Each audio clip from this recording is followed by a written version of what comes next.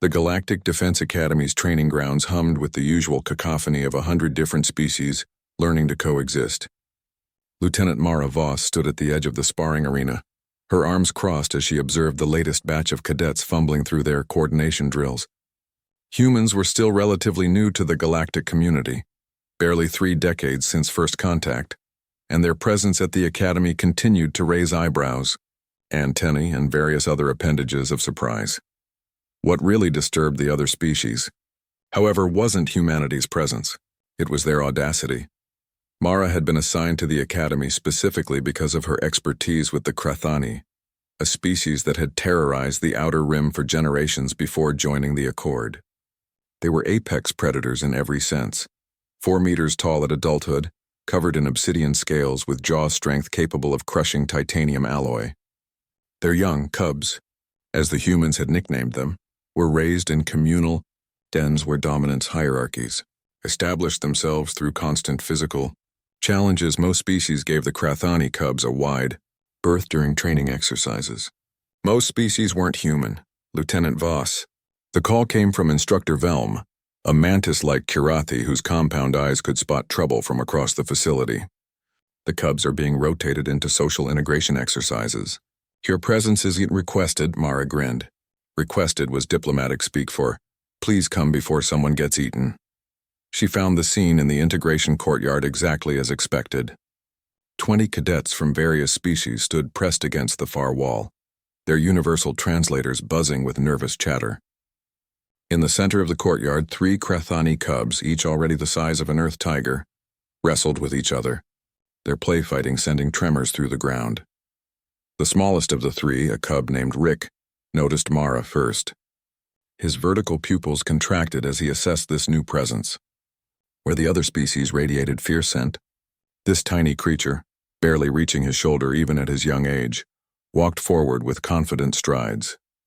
Rick separated from his siblings and approached, his tail swishing in that particular way that meant he was calculating. The courtyard fell silent. Even his fellow cubs stopped their roughhousing to watch. Mara dropped into a crouch, making herself smaller, and extended her hand palm up. Hey there, handsome. Want to play?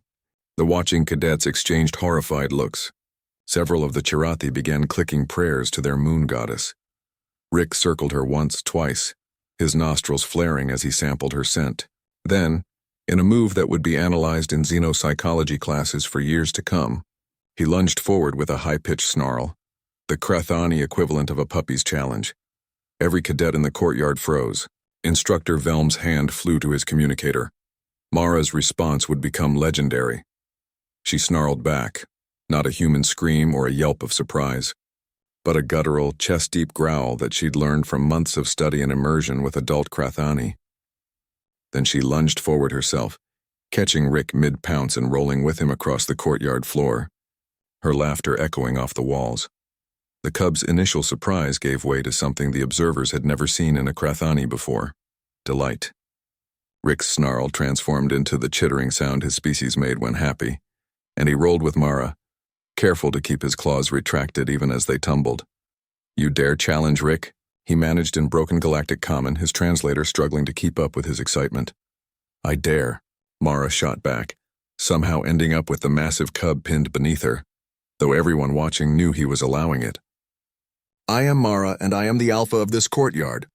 Rick's eyes widened. Then he did something that made his siblings chirp in alarm. He rolled over, exposing his vulnerable underbelly in a sign of submission and trust. Mara immediately softened, scratching the exposed scales gently. Good boy. You're very strong, Rick, very brave. The cub's chest rumbled with contentment. Mara, teacher, not afraid? Of you. Never. She stood up, helping the cub to his feet with a pat on his flank. You're not scary. You're magnificent. From that moment, the dynamic in the courtyard shifted. The other 2 cubs approached cautiously, and Mara greeted each with the same fearless affection. Within minutes, all 3 were following her around like imprinted ducklings, much to the bewilderment of everyone watching. Instructor Velm approached carefully once the situation had stabilized. Lieutenant Voss, that was highly irregular. The cubs could have what? Mara interrupted, scratching behind Rick's ear ridges while he leaned into her touch. They're children, Instructor. Dangerous children, yes, but children nonetheless. They need guidance, boundaries, and someone who isn't afraid to establish themselves as pack. Pack? A Deltharian cadet stepped forward, her forearms ringing together nervously. But you're not Krathani. How can you be pack? Mara smiled. Because humans understand something that many species seem to have forgotten as they evolved past their predator roots. Respect isn't the same as fear. These cubs don't need people who are terrified of them. They need people who respect their strength while showing their own. Rick nuzzled against her side. Mara, teacher, stay? Play more? I'll stay, she promised, then looked up at the assembled cadets. And you're all going to join us. That's the exercise. You want to serve in a galactic military? You need to learn to work with species that could tear you apart. Not by cowering in corners, but by establishing mutual respect. The next hour was transformative. Under Mara's guidance, cadets who had never dared approach the Krathani cubs began engaging with them. A Vixian engineer taught Rick's brother how to solve a puzzle box. A Threen medic carefully examined a scrape scale on the largest cub, earning grateful chitters, and Rick himself refused to leave Mara's side, following her as she moved through the groups, offering encouragement and correction. By the time the session ended, the cubs were exhausted and happy, curled together with several brave cadets actually sitting among them. Rick's head rested in Mara's lap as she sat cross-legged on the ground. To briefing the participants, the thing you need to understand about predators, she explained, running her hand along Rick's scaled spine, is that they're not mindless killers. They're intelligent, emotional, and social. Humans remember this because we climbed down from the trees and had to learn to live with predators, and sometimes to become them ourselves. A Deltharian cadet raised one of her 4 hands. But aren't humans afraid of anything?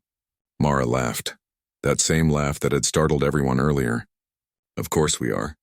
I'm terrified of spiders, but fear is what you do with it. You can let it control you, or you can growl back and see what happens. Rick lifted his massive head and gently head-butted Mara's shoulder. Mara, teacher, is best teacher.